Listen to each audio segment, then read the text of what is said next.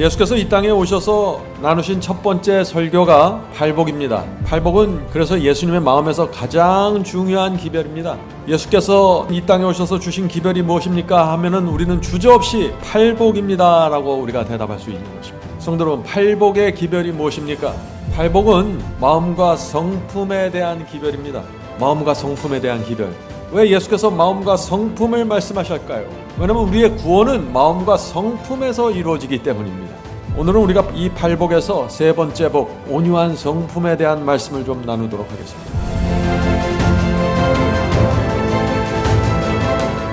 오늘도 이 팔복의 말씀을 우리가 함께 읽고 말씀을 나누도록 하겠습니다.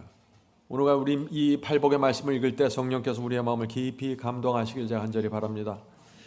심령이 가난한 자는 복이 있나니 천국이 저희 것이며 애통하는 자는 복이 있나니 저희가 위로를 받을 것이며 온유한 자는 복이 있나니 저희가 땅을 기업으로 받을 것이며 의에 줄이고 목마른 자는 복이 있나니 저희가 배부를 것이며 긍휼히 여기는 자는 복이 있나니 저희가 긍휼히 여김을 받을 것이며 마음이 청결한 자는 복이 있나니 저희가 하나님을 볼 것이며 화평케 하는 자는 복이 있나니 저희가 하나님의 아들이라 일컬음을 받을 것이며 의를 위하여 핍박을 받는 자는 복이 있나니 천국이 저희 것이미라.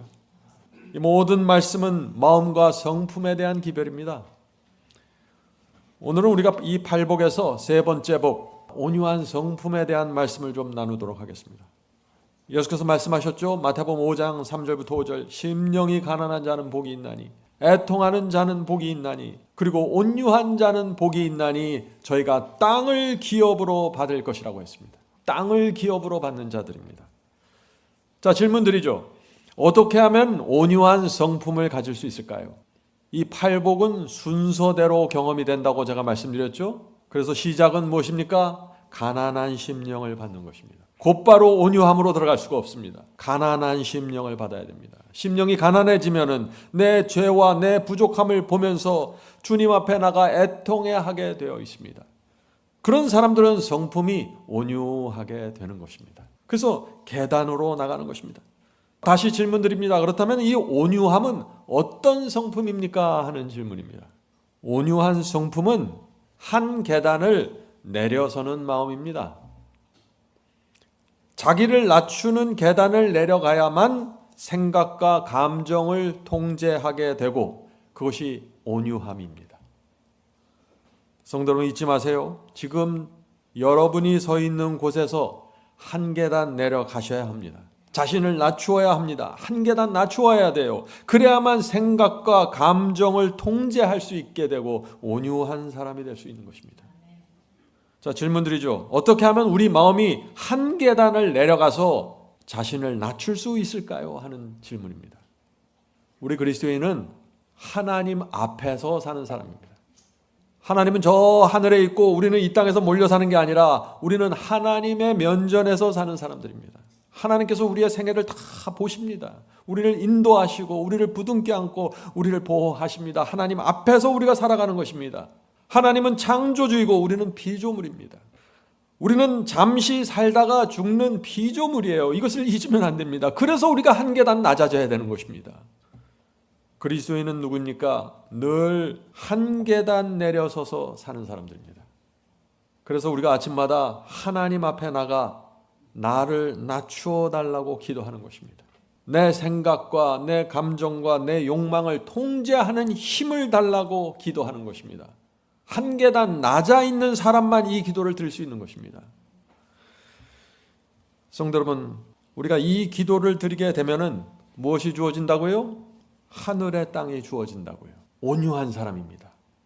온유한 자는 복이 있나니 저희가 땅을 기업으로 받을 것이며 그래서 온유한 자는 두 가지가 있는 것입니다. 자기를 낮추는 경험과 자기 생각과 자기 감정을 통제하는 경험, 이 두 가지 경험이 뭐예요? 온유함입니다. 항상 성경을 연구할 때는 그 단어의 정의를 여러분이 정확하게 붙잡고 있어야 돼요. 단어의 정의를 놓쳐버리면 엉뚱한 자기신앙 해버립니다. 자, 민수기 12장에 모세가 나옵니다. 모세는 이 땅에서 가장 온유한 사람이라고 했습니다. 모세가 왜 온유한 사람이었을까요? 모세는 200만 백성을 이끄는 위대한 지도자였습니다. 바로 왕의 아들이었습니다. 그러나 이 모세는 하나님 앞에서 자신을 낮추었습니다. 날마다 이스라엘 백성들이 와서 원망과 불평을 했지만 모세는 자신의 생각과 감정을 통제했습니다. 통제되면서 저 광야 생활을 가게 된 것입니다. 그것이 온유함입니다. 온유함이 무엇인지 잘 이해하셔야 돼요. 팔복의 성경절을 외우지만 온유함이 뭔지를 놓쳐버리면 엉뚱한 생각을 하고 살게 되겠죠. 성도 여러분, 온유한 자가 땅을 받게 된다 그랬죠. 온유한 자는 복이 있나니 저희가 땅을 기업으로 받을 것이며, 여기서 땅이 어떤 땅입니까? 동대문에 있는 땅입니까? 강남에 있는 땅입니까? 계시록 21장에 나오는 새 하늘과 새 땅을 말하는 것입니다.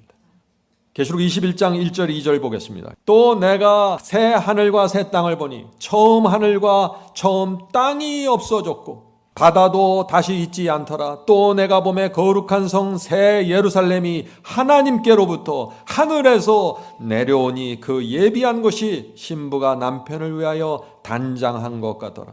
사도 요한은 지금 계시를 보는데 하늘의 그 새 예루살렘 성이 땅으로 내려온다고 했습니다.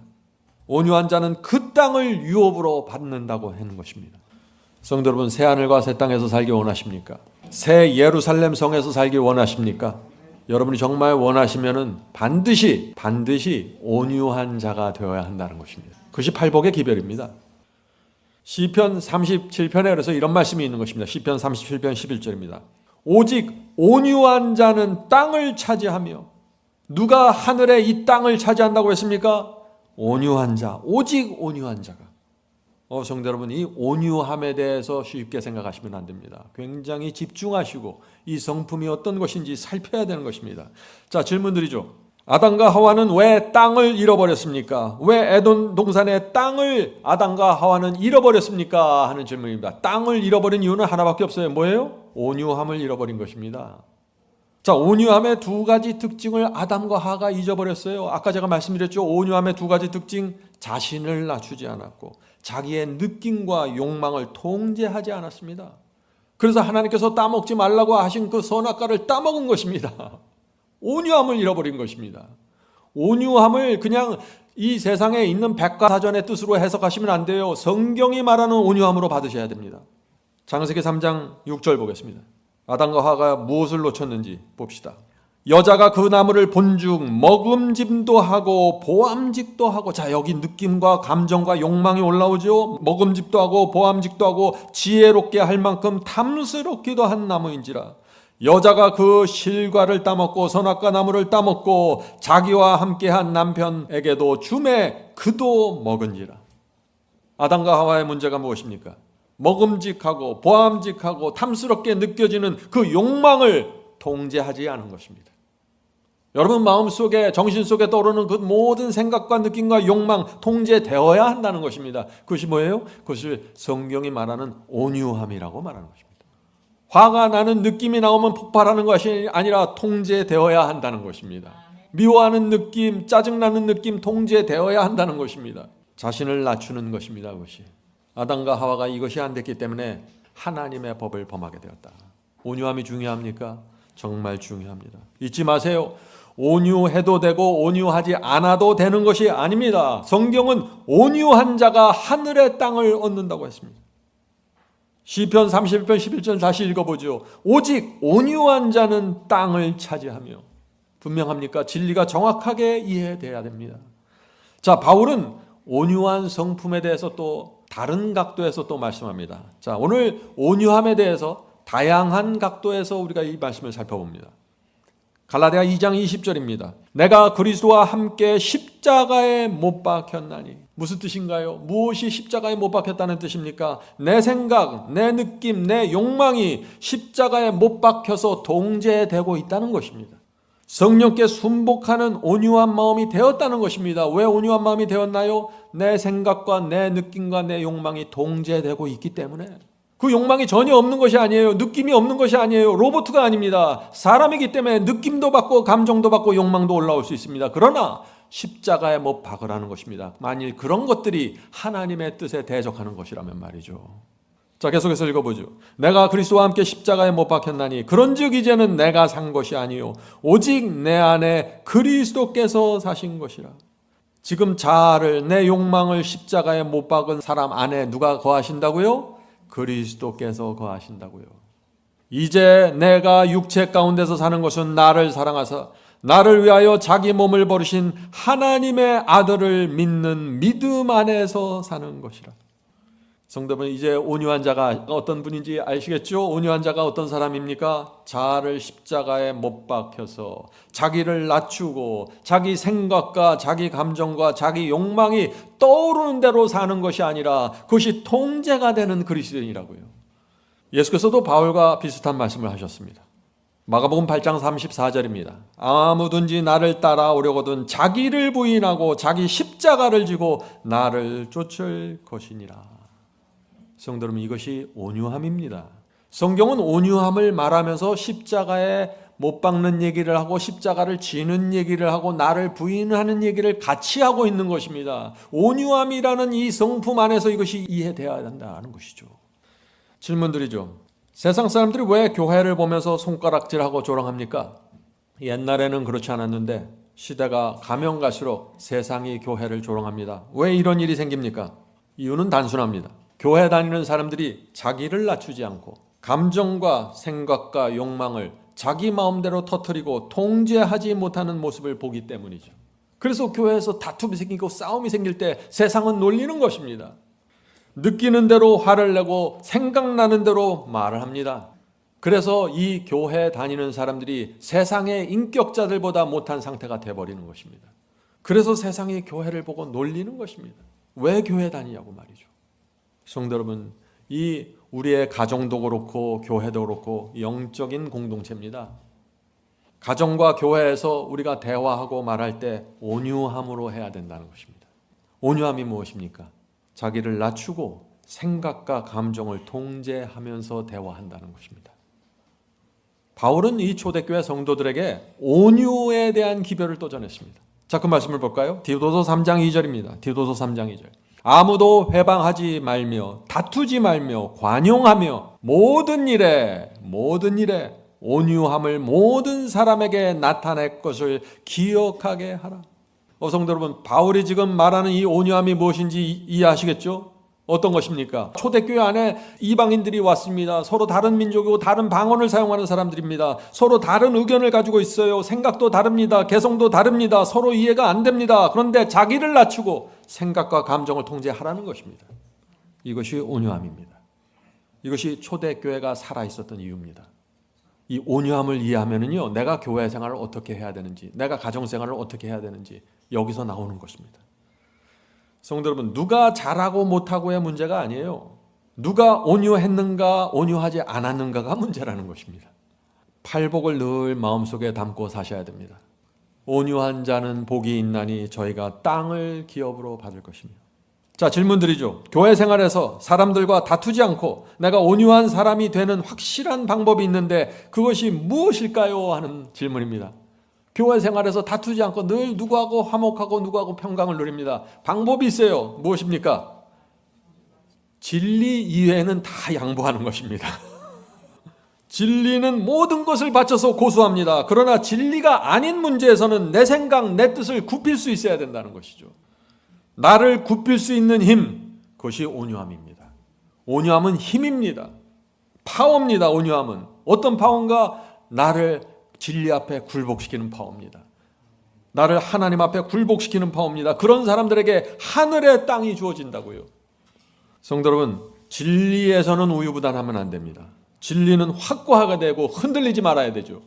그러나 진리 이외의 문제에서 어떤 아이디어의 차이에서 의견 차이에서 다투지 마세요. 의미가 없습니다. 회의할 때, 대화할 때 내 생각, 내 방법, 내 의견을 고집하면 어떤 일이 생길까요? 부딪히게 되고 속상하게 되고 온유함을 잃어버리게 되는 것입니다.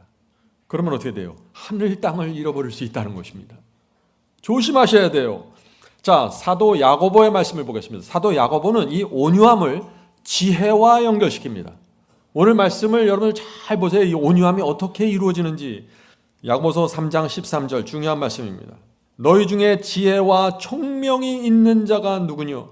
그는 선행으로 말미암아 지혜의 온유함으로, 그냥 온유함이 아니라 지혜의 온유함으로 그 행함을 보일지니라. 무슨 뜻입니까? 지혜와 총명이 있는 사람은 선을 행하고 봉사를 할 때 온유함으로 한다는 것입니다. 다시 말해서 지혜와 총명이 있는 사람은 선을 행하고 봉사를 하는데 자기를 낮추고 자기를 통제하기 때문에 투쟁과 불애가 생기지 않는다는 것입니다. 온유함입니다. 이것이 이해가 되시나요? 굉장히 중요하죠. 성도 여러분, 온유한 사람은 자기를 낮춥니다. 당신이 맞네 내가 맞네 다투지 않습니다.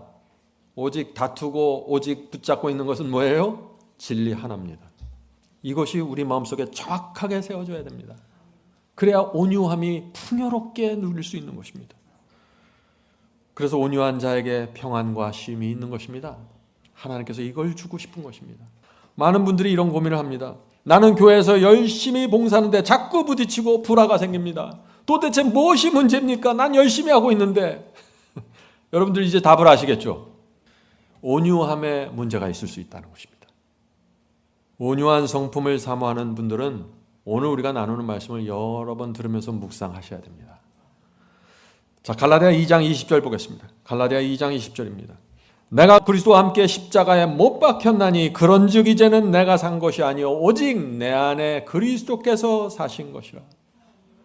성도 여러분, 많은 사람들이 이 경험을 사모합니다. 그런데 이 경험으로 들어가지 못하는 이유들이 있습니다. 그 이유가 무엇일까요? 내가 나를 사랑하기 때문입니다. 성경은 너희 이웃을 사랑하라고 그랬는데 온유함에 들어가지 못하고 내가 내 자신을 십자가에 못 박지 못하는 나를 사랑하기 때문에. 나를 사랑하는데 어떻게 나를 죽여요? 성도는 우리 마음에 평안이 깨지는 이유가 무엇입니까? 나를 사랑하기 때문입니다. 잘 생각해 보세요. 이게 무슨 말인지. 나를 사랑한다는 것이 뭐예요? 내 의견을 사랑한다는 것입니다. 내 감정을 사랑한다는 것입니다. 내 방법을 사랑한다는 것입니다. 내 스타일을 사랑한다는 것입니다. 너무나 사랑하기 때문에 이것을 십자가에 못 박을 수 없다는 것입니다. 포기할 수 없다는 것입니다. 내 생각, 내 스타일, 내 의견을 말이죠. 그럼 어떻게 돼요?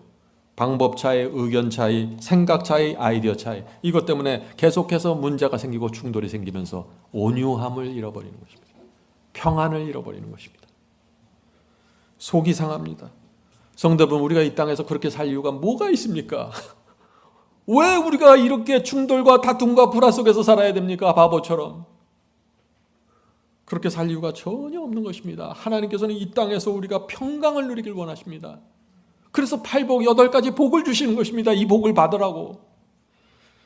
그래서 십자가에 못 박으라 하시고 너희 자신을 낮추라고 하시고 온유한 마음으로 살아달라고 부탁하시는 것입니다. 질문 드립니다. 그리스도인이 언제 온유함을 잃어버릴까요? 큰 문제입니까? 작은 문제입니까?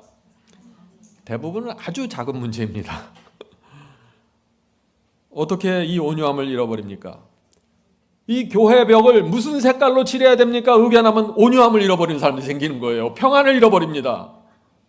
나는 빨간색인데 저 사람은 노란색이라는 것입니다. 아이디어가 달라요. 색감도 다릅니다. 성도 여러분, 우리 그리스도인은요, 방법이나 의견이나 색깔에 매달리는 사람들이 아닙니다. 그런 것들은 다 내주고 진리 하나에 목을 메고 사세요. 그것이 온유함입니다. 이 원칙을 우리 마음에 깊이 담으면 어떤 일이 생길까요? 우리 인생이 행복해집니다. 인생의 많은 문제들이 사라지면서 팔복으로 깊이 들어가 버립니다. 자, 질문 드리죠. 자아가 십자가에 못 박히지 않고 시퍼렇게 살아있으면 어떤 문제가 생길까요? 누가 날 건드리면 용납하지 않습니다. 감히 네가 이렇게 되는 거죠. 자아가 못 박히지 않으면 감정과 느낌이 통제가 되지 않습니다. 그래서 온유한 마음을 가질 수 없는 것입니다. 그렇게 하면 인생이 슬퍼지는 것입니다. 외로워지는 것입니다. 또 바울의 말씀을 읽어보죠. 갈라디아 5장 24절입니다. 그리스도 예수의 사람들은 육체와 함께 그 정과 욕심을 십자가에 못 박았느니라. 지금 성경은 계속해서 못 박으라고 요구하고 있는 것입니다. 너희들은 그렇게 해야 돼. 육체 반드시 박아야 돼. 못 박아야 돼. 이 말씀을 하고 계시는 거예요. 왜요? 그래야 너희가 평강하고 행복을 누릴 수 있으니까. 그런데 많은 사람들이 어떻게 말해요? 이 십자가에 못 박는 얘기하면 많은 사람들이 저한테 이렇게 항의합니다. 아니 어떻게 나를 십자가에 못 박습니까? 그건 너무나 어려운데요. 쉬운 일이 아닙니다. 맞습니다. 쉽지 않습니다. 그런데 결정해야 됩니다. 온유한 자가 되든지 아니면 하늘 땅을 포기하든지, 그것이 팔복의 말씀 아니에요? 온유한 자는 복이 있나니 저희가 땅을 기업으로 받을 것입니다. 이겁니다. 결정을 해야 되는 것이에요. 확고하게 말이죠. 성도 여러분, 염려하지 마세요. 이 온유함은 누구나 가능한 성품입니다. 심령이 가난하면 온유한 향기가 나오게 되는 것입니다. 내가 온유함을 만들어내는 것이 아니에요. 주 앞에 나가서 가난한 심령을 받으십시오. 십자가 앞에 나가서 애통하는 심령을 받으세요. 그러면 온유함이 나오게 되는 것입니다. 내가 노력해서 만들어내고 짜내는 것이 온유함이 아닙니다.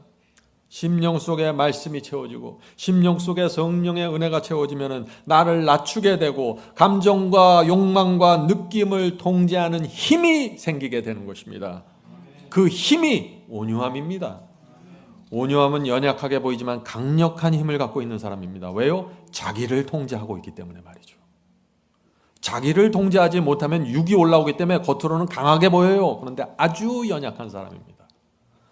제가 한 글을 읽겠습니다. 자아는 반드시 정복되어야 한다는 글입니다. 많은 사람들이 조급한 말과 육적인 기질을 이렇게 변명한다. 나는 태어날 때부터 예민하게 태어났어. 나는 급한 성질을 받고 태어났어. 나는 이렇게 살 수밖에 없어. 이런 변명을 갖고 살면 자신도 힘들게 살게 되고 다른 사람에게도 상처를 주면서 살게 된다. 온유함을 배우지 못하면 성급하고 예민하게 받아치는 말을 하면서 살게 되고 그 말은 다른 사람에게 상처와 아픔을 주게 된다. 타고난 본성과 육체에 끌려다니는 자아는 죽어야 한다. 자아가 십자가에 못 박혀 죽어야만 그리스도께서 영혼을 주관할 수 있다. 성도 여러분, 그리스도께서 우리 영혼을 주관하려면 우리가 십자가에 못 박혀야 됩니다. 우리의 생각, 하나님을 대적하는 생각, 하나님을 대적하는 느낌과 감정과 욕망 말이죠. 그런 성도들은 이렇게 고백할 수 있다. 이제는 내가 산 것이 아니요 내 안에 그리스도께서 사신 것이라. 자아는 정복하기 어렵다. 인간의 타고난 본성과 육체는 하나님의 성령께 쉽게 굴복하려고 하지 않는다. 그러나 십자가의 은혜와 성령의 인도하심을 통해 승리하지 않는다면 희망이 없다는 사실을 깊이 인식해야 한다. 둘 중 하나 결정해야 된다는 것입니다. 승리는 가능하다. 왜냐하면 하나님께는 불가능한 일이 없기 때문이다. 하나님의 도우시는 은혜로 모든 악한 기질과 타락은 극복될 수 있다. 우리는 날마다 충동을 느끼고 유혹을 받을 수 있습니다. 그것 자체를 안 받는다는 것이 아니에요. 유혹을 받고 충동을 느낄 수 있습니다. 그러나 그것을 십자가에 못 박기로 결정해야 된다는 것입니다. 성도 여러분, 자아를 십자가에 못 박는다는 이 진리를 포기한 채 살아가면 인생이 어떤 모습이 될까요? 어떻게 될까요? 우리 인생 속에 계속해서 다툼이 생기고 경쟁이 생기고 속상함이 생기고 슬프고 외롭게 살다가 무너지게 되는 것입니다. 하나님께서 그렇게 살기를 원치 않기 때문에 십자가의 육체를 못 박아라, 너희 자신을 못 박아라, 못 박아라 호소하시는 것입니다. 성도 여러분, 가정에서도 온유해야 될까요? 네. 부부 사이에 자녀들에게 말할 때 온유하게 대화해야 합니다. 까다롭고 거칠게 말하면 온유함이 아닙니다. 가정에서 언성을 막 높이고 막 화가 나서 얘기하다가 온유함을 잃어버렸어요. 그런데 갑자기 전화가 옵니다. 전화를 받아야 돼요. 전화번호를 보니까. 그럼 어떻게 돼요? 그때부터 드라마를 또 찍어야 되는 거예요. 전화를 들면 집사님 반갑습니다. 제가 그 문제, 교회 그 문제 저 충분히 포용할 수 있습니다. 집사님 저 아시잖아요. 사랑과 관용으로 제가 사는 게 제 인생의 철학입니다. 온유한 자가 땅을 기업으로 받는데 제가 어떻게 그분을 그렇게 까다롭고 엄격하게 대하겠어요? 저는 그럴 수 없어요. 제 인생의 철학은 온유함입니다. 드라마를 성공적으로 찍고 나면 또 어떻게 돼요? 이래서 그리스도인 신앙과 가정이 무너지는 것입니다. 가정에 온유함이 들어와야 됩니다. 그래야 가족끼리 서로 존경이 되고 가정 안에 순수한 신앙이 유지되는 것입니다. 자녀들 앞에서 조심하세요. 자녀들이 실망해서 신앙을 떠날 수 있는 것입니다. 성도 여러분, 이 가정과 교회는 온유함을 배울 수 있는 최고의 장소입니다. 사람들이 이걸 알아요. 이 온유함을 배울 수 있는 최고의 장소라는 사실을 알기 때문에 교회에 안 나오려고 그러는 거예요. 자기의 온유함이 깨지는 게 싫으니까 혼자 독방에 들어가서 조용히 사는 거예요. 난 온유해야 돼. 난 누구하고도 부닥치지 않아야 돼. 이렇게 하면서 말이죠. 근데 하나님께서는 초대교회를 세우고 교회에 나오라고 했어요. 너희들은 이곳에서 자기를 낮추고 자기를 통제하는 훈련을 배워라. 온유함을 배워라. 교회를 다니면 어떻게 돼요? 사람들끼리 모여서 회의도 하고 의논도 하게 되죠. 그때 이렇게 사람들이 모여서 말하기 시작하면 어떻게 해요? 거기에 뭐가 나타나요? 그때부터 내 성격과 내 약점이 나타나기 시작하는 것입니다. 근데 성령께서 그것이 기회예요. 내 약점과 내 단점이 나타날 때 성령께서 내 양심 속에 오셔서 말씀해 주는 것입니다. 내가 오랫동안 너에게 가르쳐주고 싶었는데 바로 이것이 네 약점이야. 내가 고쳐줄게. 이것입니다. 이것이 성령께서 우리를 양육해가는 과정입니다. 자, 질문드리죠. 어떤 사람은 성급하게 말하고, 어떤 사람은 지나치게 까다롭고, 어떤 사람은 필요 이상으로 강하게 말하고, 어떤 사람은 사소한 일에 고집 부리고, 어떤 사람은 쉽게 상처를 받습니다. 교회에서 교인들이 교제할 때 왜 이런 문제들이 생기게 될까요? 자, 이제 여러분들 점점 정답을 말할 수 있는 준비가 되어 갑니다. 많은 분들이 모여서 이렇게 대화하고 교제할 때 의견을 내놓고 생각을 내놓는데 의견만 내놓고 생각만 내놓는 게 아니에요. 그 속에 자기 자존심과 명예를 걸어버려요. 무슨 말인지 아세요? 그래서 생각과 의견이 달라서 단순히 그것이 달라서 동의하지 못하는 건데 자기는 그 의견 내놓고 생각 내놓고 말을 할 때 자기의 자존심과 명예를 걸었기 때문에 그것이 무시당하고 받아들여지지 않으면 어떻게 돼요? 마음에 깊은 상처를 받는 것입니다. 저 사람이 나를 인정해 주지 않는구나. 저 사람이 날 무시하는구나. 이렇게 느끼는 것이에요. 이런 일들이 자꾸 교회에서 반복되면 어떻게 돼요? 교회를 자꾸 멀리하고 싶어지게 되는 것입니다. 성도 여러분, 어떻게 하면 이런 문제를 우리가 해결할 수 있을까요? 세 가지가 필요합니다. 세 가지. 이렇게만 하세요, 제발. 그럼 아무 문제 없어요. 첫째, 진리가 아닌 것에 명예와 자부심을 걸지 마세요. 둘째, 진리 이외의 것에 매달리지 마세요. 페인트 칠 무슨 색깔 거기 매달리지 마세요. 의견만 제시하면 되는 것입니다. 셋째, 진리가 아닌 것들은 모두 십자가에 못 박아 죽이세요. 이것이 이 세 가지가 우리의 삶 속으로 깊이 들어오면 어떻게 될까요? 평안과 화목을 누리게 되고 온유한 자로 살게 되는 것입니다. 단순합니다. 하늘의 땅을 얻게 되는 것입니다. 온유한 자는 복이 있나니 저희가 땅을 기업으로 받을 것이며. 성도 여러분, 예수께서 주신 이 세 번째 복의 의미가 무엇인지 깊이 묵상하시길 바랍니다. 자, 온유함이 무엇인지 설명하는 좋은 글이 있습니다. 제가 여러분에게 오늘 이 글을 좀 소개하려고 합니다. 어떤 사람이 온유한 사람입니까? 다른 사람에게 무시당할 때 민감하게 반응하지 않는 사람입니다. 어떤 사람이 온유한 사람입니까? 시험과 환난이 닥쳤을 때 조용히 머리 숙여 기도하는 사람입니다. 어떤 사람이 온유한 사람입니까? 상처 받았을지라도 보복하지 않고 상처 주지 않기로 결정한 사람입니다. 어떤 사람이 온유한 사람입니까? 고난과 시련이 왔을 때 하나님께서 허락하셨다는 믿음을 갖고 조용히 인내하는 사람입니다. 어떤 사람이 온유한 사람입니까? 어떤 상황에서도 자족하면서 하나님을 신뢰하는 사람입니다. 어떤 사람이 온유한 사람입니까? 고통의 터널을 통과할 때 하나님을 바라보며 찬미 부르는 사람입니다. 어떤 사람이 온유한 사람입니까? 모욕, 조롱, 오해 받을 때 복수하지 않기로 뜻을 정하는 사람입니다. 어떤 사람이 온유한 사람입니까? 좌절과 낙담이 밀려올 때 감정과 마음을 통제하고 주님을 따르는 사람입니다. 어떤 사람이 온유한 사람입니까? 잘난 척하고 스스로 높아지려고 하는 사람을 보면서 그를 끌어내리려고 하지 않는 사람입니다. 어떤 사람이 온유한 사람입니까? 다른 사람이 칭찬한다고 으쓱거리지 않고 다른 사람이 비난한다고 흔들리지 않습니다. 어떤 사람이 온유한 사람입니까? 아무도 인정해주지 않아도 진리의 길을 묵묵히 걸어가는 사람입니다. 어떤 사람이 온유한 사람입니까? 가장 많은 봉사와 희생을 했지만 낮은 자로 섬기는 사람입니다. 어떤 사람이 온유한 사람입니까? 그리스도 발 아래 앉는 것을 가장 높은 자리로 생각하는 사람입니다. 어떤 사람이 온유한 사람입니까? 세상과 교회 안에서 위대해지고자 하는 야망을 버린 사람입니다. 어떤 사람이 온유한 사람입니까? 하나님을 위해 일한다는 사실 하나로 만족하는 사람입니다. 어떤 사람이 온유한 사람입니까? 자신보다 부족한 사람에게 훈계받고 책망받을 때 감사합니다 말하면서 고개 숙이는 사람입니다. 어떤 사람이 온유한 사람입니까? 쓸데없이 고집 부리지 않는 사람, 사람을 냉정하게 대하지 않는 사람이 온유한 사람입니다. 어떤 사람이 온유한 사람입니까? 날마다 주님께 가서 자신의 부족함과 무가치함을 보는 사람입니다. 어떤 사람이 온유한 사람입니까? 사람들에게 좋은 평가를 받기 위해서 애쓰지 않는 사람입니다.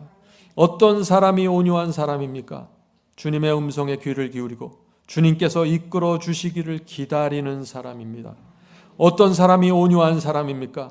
침울함과 어두운 감정이 밀려올 때 승리할 수 있다고 믿는 사람입니다. 온유한 자는 복이 있나니 저희가 땅을 기업으로 받을 것이며. 아멘. 성도 여러분, 이 말씀대로 하나하나 연습하십시오.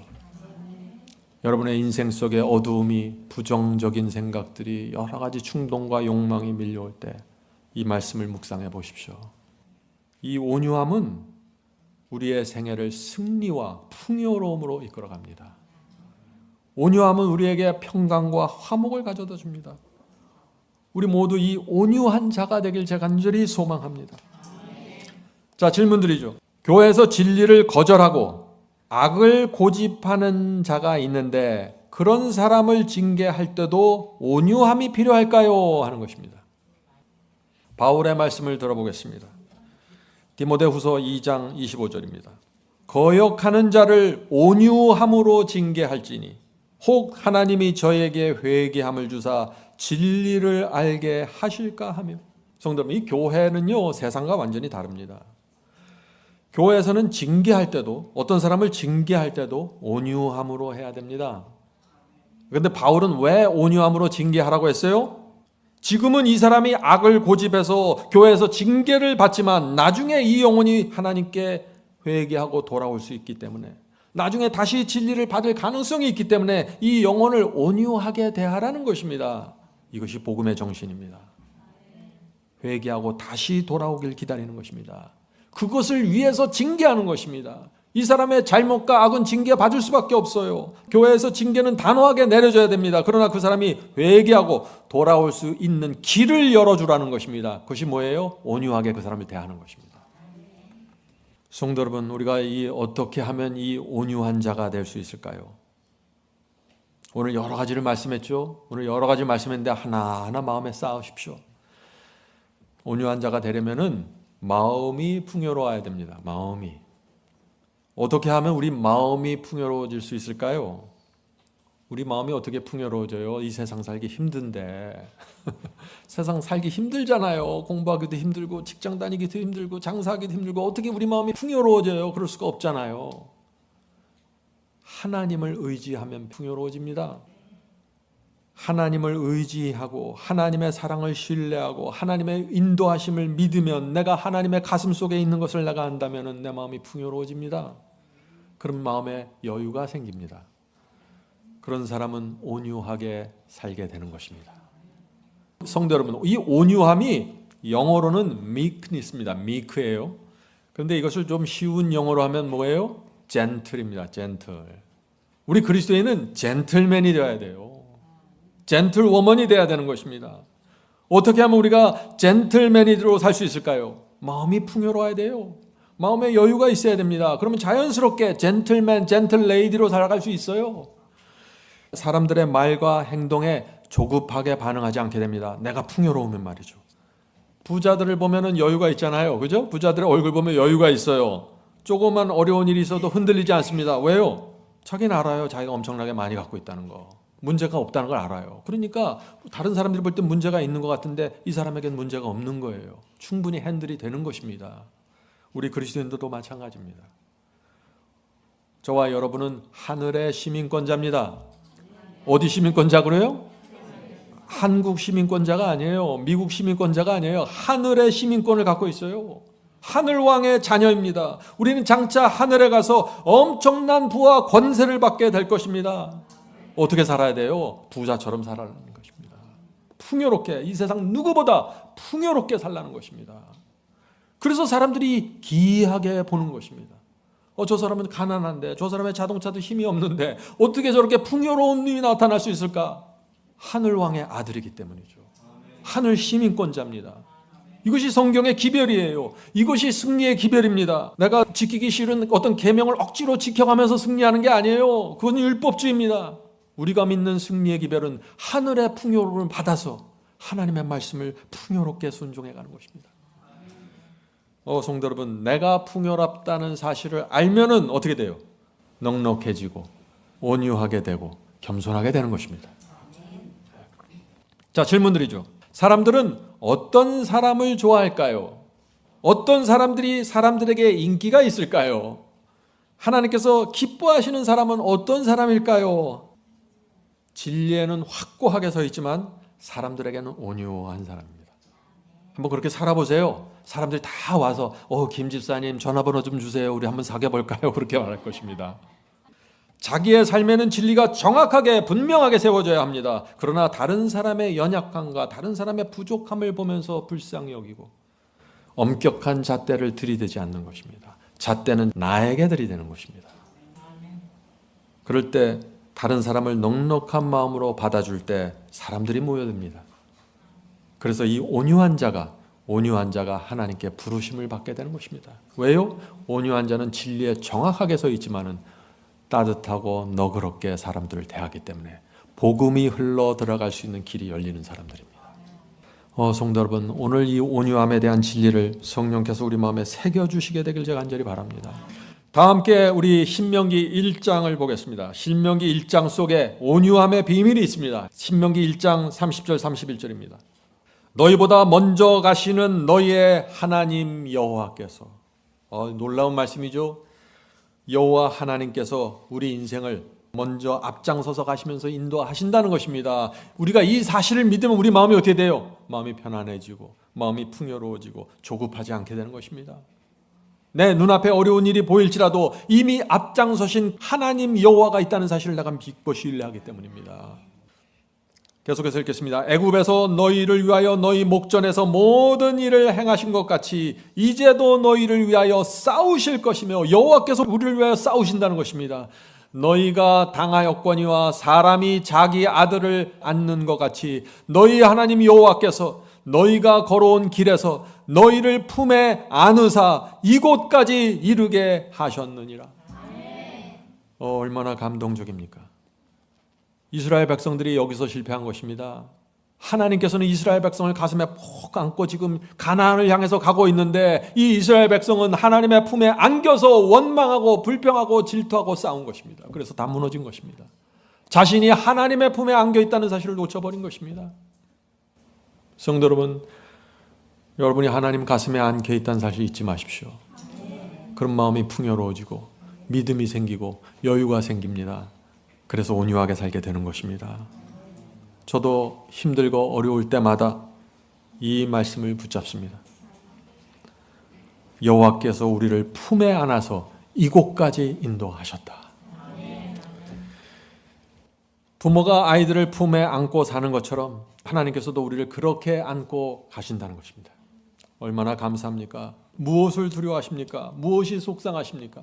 전혀 그럴 게 없다는 것입니다. 하나님의 품에 안겨 있는 사람들입니다. 자, 질문 드리죠. 온유한 성품을 갖기 소망하는 성도들이 가장 경계해야 할 것이 있습니다. 그것이 무엇일까요?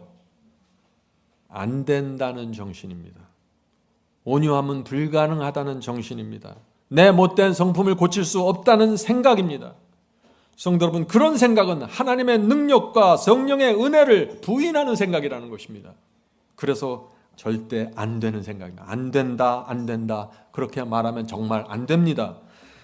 하나님께서는 결코 나를 온유한 자로 변화시킬 수 없다. 이런 생각 갖고 살면은요, 결코 온유한 자가 될 수 없습니다. 하나님께서는 우리의 생각과 우리의 자유의지를 억지로 꺾지 않으십니다. 여러분이 믿는 대로 되는 것입니다. 자, 여러분들 혹시 오늘 방송을 들으시는 분들 중에 나는 변화될 수 없다, 우리 인간은 변화될 수 없다, 이렇게 생각하는 분들을 위해서 제가 한 말씀을 읽겠습니다. God's Sons and Daughters 115페이지입니다. 아무도 나의 품성의 결점을 극복할 수 없다고 말하지 말라. 왜냐하면 그대가 그렇게 생각하면 그대는 영생을 가질 수 없기 때문이다. 만일 그대가 성품의 결점을 극복할 수 없다고 마음을 정하면 그대는 변화될 수 없는 사람이 된다. 우리가 이것을 이해해야 돼요. 하나님께서는 우리를 변화시키고 우리를 성화시키길 원하십니다. 우리가 나 자신을 부인하고 십자가를 지게 되기를 원하세요. 그렇게 인도하시길 원하십니다. 그러나 우리가 나는 그렇게 할 수 없어, 나는 변화될 수 없어, 나는 나 자신을 부인할 수 없어, 나는 나 자신을 십자가에 못 박을 수 없어, 이렇게 생각하면 어떻게 돼요? 하나님께서 인도하실 수 없는 것이에요. 승리는 변화될 수 있다고 믿는 사람들에게 주어지는 선물입니다. 자, 계속해서 읽어보죠. 성품의 변화가 어려운 이유가 무엇인가?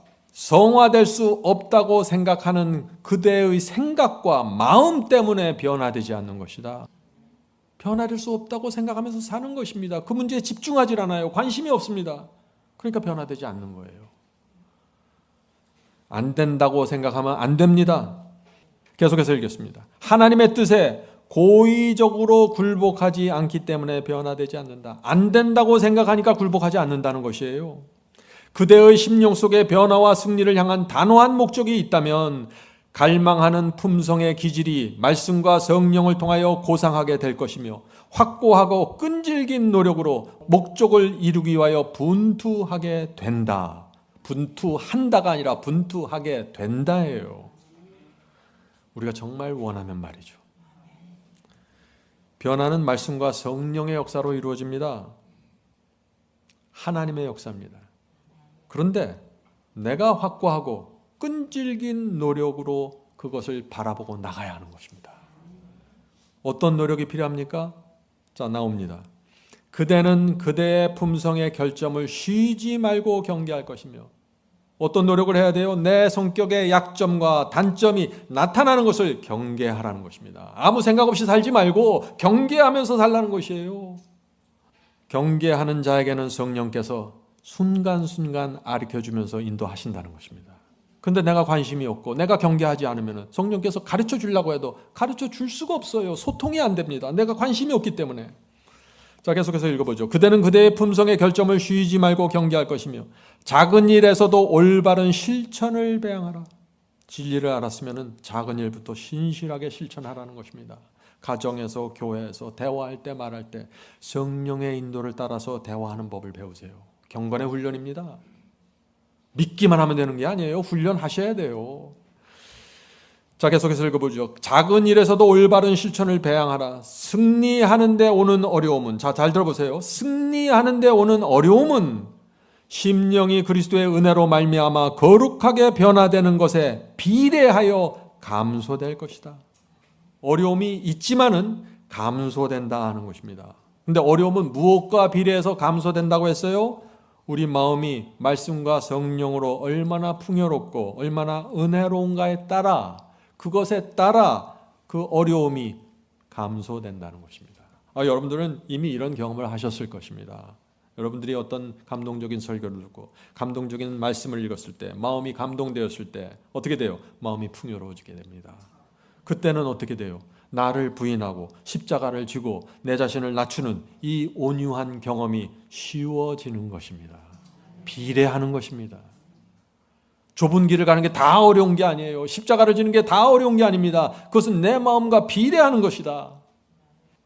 그런데 어떻게 돼요? 말씀을 등한히 하고 마음이 메말라 있고 성령의 은혜가 없어요. 내가 말씀에 집중하지 않습니다. 어떻게 돼요? 그럼 적은 시험에도 흔들립니다. 지난주에는 넉넉히 이겼던 그 시험이 이번 주에는 쉽게 무너져 버린다는 것입니다.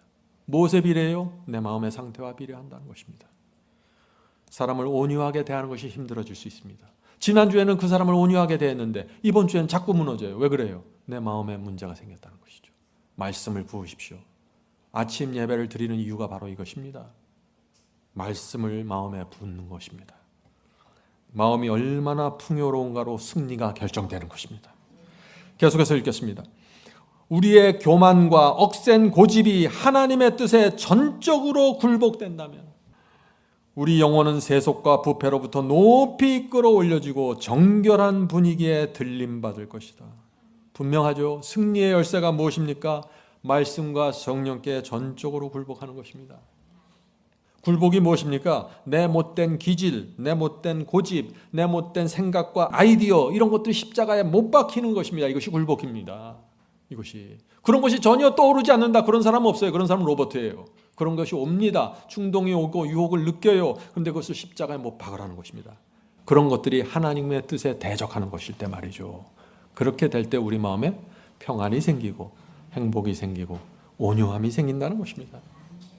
얼마나 놀라운 진리입니까? 자, 계속해서 읽어보죠. 하나님을 대적하는 생각과 고집, 그것이 천사들은 마귀와 악령으로 변하게 하였고 하늘 문을 닫게 만든 악이다.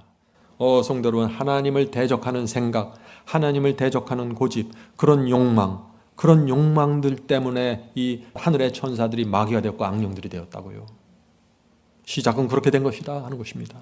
자, 계속해서 읽겠습니다. 그대들은 충동과 정서를 그대들이 원하는 대로 지배할 수는 없습니다. 충동과 정서, 우리 마음대로 지배가 안 돼요. 어떤 생각이 떠오르는 건 내 마음대로 안 됩니다. 기도할 때도 어떤 생각이 떠오를 수 있어요. 내가 지배할 수 없습니다.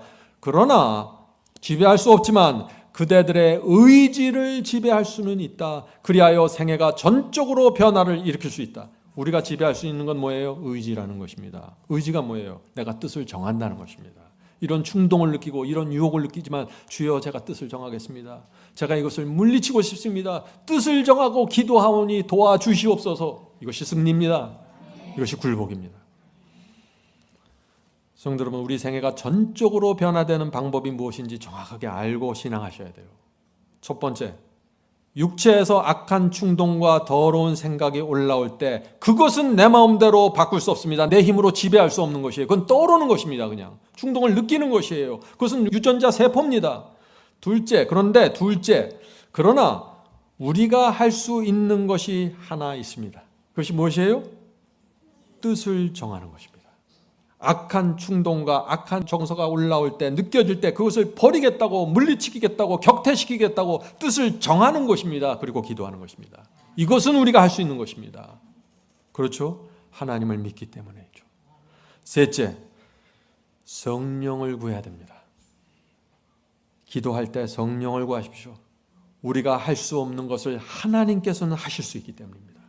승리에 대한 하나님의 약속과 말씀을 붙잡고 기도하십시오. 성령을 구하십시오. 그러면 하나님께서 우리 마음을 변화시켜 주시고 온유한 정서를 주십니다. 성도 여러분, 지금 말씀드린 이 세 가지를 매일 실행해 보십시오. 반드시 하나님께서 이루어 주십니다. 자, 계속해서 읽겠습니다. 그대들의 의지와 생각을 그리스도께 복종시킴으로써 그대들의 생명은 그리스도와 함께 하나님 안에 감추임 받으며 또한 모든 정사와 권세 위에 뛰어난 힘과 연합하게 된다. 많은 그리스도인들이 이렇게 생각해요. 내 의지와 생각 그리스도께 복종시켜요. 난 그거 싫습니다. 내가 왜 복종해야 됩니까? 난 자연스럽게 내가 순종하길 원하는데 마음대로 안 돼요, 그게. 어떤 때 내가 원치 않는 충동을 느껴요. 원치 않는 생각이 떠오릅니다. 원치 않는 유혹을 받아요. 내가 하고 싶지 않지만 복종해야 돼요. 어떻게? 기도함으로. 뜻을 정하고 기도함으로. 그것이 유혹을 물리치는 것이에요. 그것이 승리예요. 승리는 자연스럽게 이루어지는 게 아니에요. 싸워서 쟁취하는 것입니다. 어떻게 싸워서 쟁취해요? 내가 뜻을 정하고 기도하고 성령을 구하는 것입니다. 그대들은 당신의 강한 능력으로 붙드실 하나님께로부터 힘을 얻을 것이며 새로운 빛, 곧 산 믿음의 새로운 빛이 그대들에게 허락될 것이다. 그대들은 하나님의 손 안에 있는 광택 있는 그릇으로 만들어줄 능력과 열성과 단순함이 그대들의 마음에 있게 될 것이다. 자, 하나님께서 우리를 붙잡아 주시면 우리 마음에 무엇이 생긴다고요? 세 가지가 생긴다고 했습니다. 하나님께서 우리의 기도를 응답하시고 우리를 붙잡아 주시면 우리 마음에 힘이 생기고 열성이 생기고 단순함이 생긴다는 것입니다. 이것이 복음입니다. 뜻을 정하고 하나님께 간절히 기도하고 성령을 구하십시오. 그러면 우리에게 없던 능력과 힘이 생기고 열성이 생기면서 살아납니다. 그리고 생각과 모든 인생과 모든 것이 단순하게 보이게 되는 것입니다. 자, 질문 드리죠. 어떻게 하면 주님 닮은 성품을 형성시킬 수 있을까요? 오늘날 이것이 많은 사람들이 하는 질문이죠. 성품 형성은요, 사람들 사이에서 이루어집니다. 많은 경우에 내가 그 사람을 어떻게 대하는가, 내가 그 사람을 어떻게 취급하는가, 내가 그 사람과 어떤 마음으로 대화하는가, 여기서 성품이 꼴지어지게 되는 것입니다. 나와 의견이 다르고 생각이 다르고 개성이 다른 그 사람을 내가 어떻게 대하는가 중요합니다. 중요합니다. 온유함으로 대해야 된다는 것입니다. 자, 오늘 말씀을 마치면서 마지막 한 가지 이슈를 좀 다룰 것입니다. 그것은 신학과 가르침에 대한 문제입니다. 만약에 어떤 사람이 나와 어떤 신학과 가르침이 다릅니다. 그럼 어떻게 그 사람을 대해야 할까요? 하는 질문이죠. 오늘 온유함을 이야기하니까 제가 이 주제를 다룹니다. 어떤 분들은 자신이 믿는 신학과 가르침이 진리라고 주장합니다. 그런데 자기와 다르게 믿는 사람을 보면 어떻게 돼요? 가혹하게 공격해요. 수단 방법 가리지 않고 아주 상대방을 매장시키려고 달려듭니다. 그 사람들의 말과 글 속에서 온유함과 젠틀함이 있을까요? 없습니다. 그런 사람들을 하나님의 종이라고 부를 수 있을까요? 그럴 수 없는 것입니다. 왜냐하면 이것은 정신의 문제고 영의 문제이기 때문에 그렇습니다. 성도 여러분, 교리와 신학도 중요하지만 성품도 중요합니다. 함께 가는 것입니다. 그래서 우리 모두는 하나님 앞에서 이 질문에 대답해야 하는 것입니다.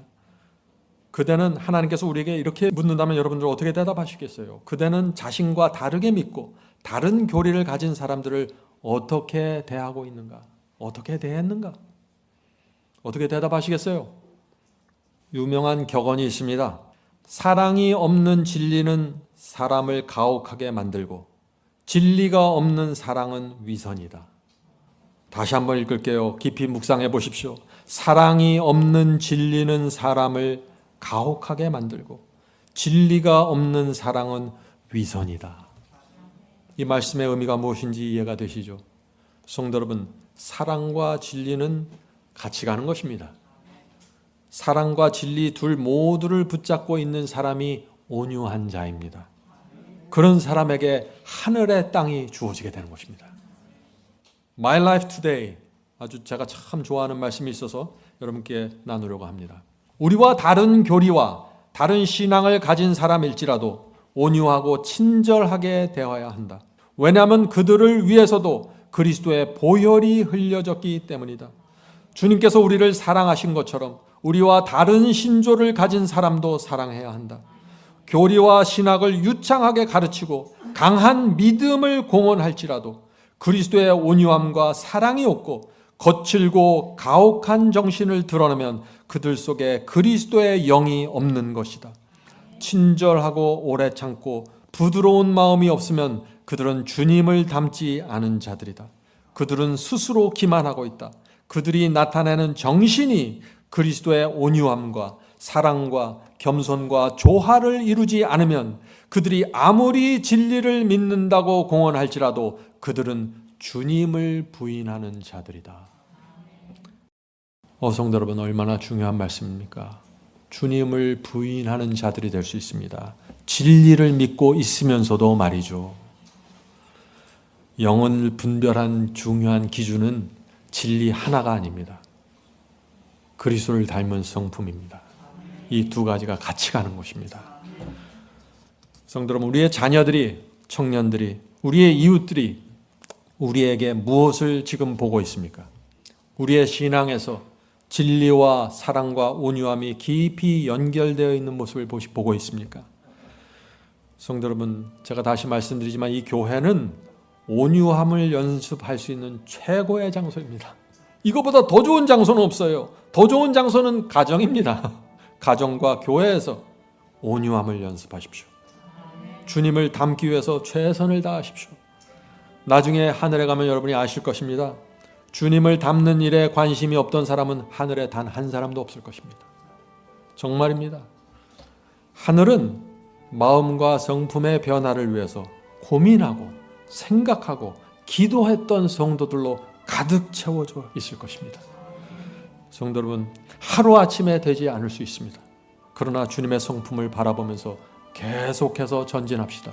주님의 온유함이 우리가 닮아야 될 모본입니다. 성령께서 우리를 주님 닮은 자들로 만들어 주시길 제가 간절히 바랍니다.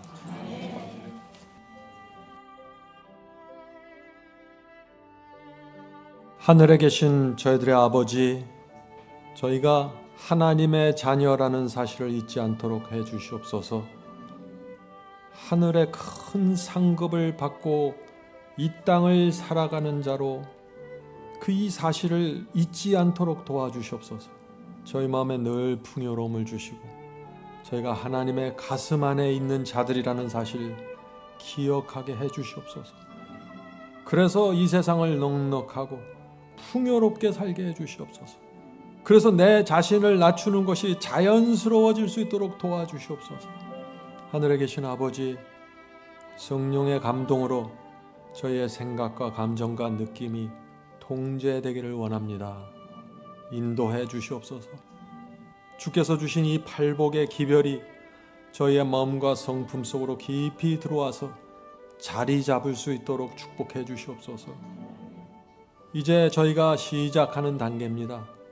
한 단계 한 단계 이해하고 연습하고 훈련하면서 주님께 배울 수 있도록 축복해 주시옵소서. 오늘 함께 기도드리는 성도들 주께서 기억하시고 고통 속에서 당황하는 자가 있습니다. 주여 불쌍히 보시고 도와주시고 치유해 주시옵소서. 우리의 영과 육이 주님 안에서 기뻐할 수 있도록 축복해 주시옵소서. 이 모든 말씀 예수 그리스도의 이름으로 간절히 기도드립니다. 아멘.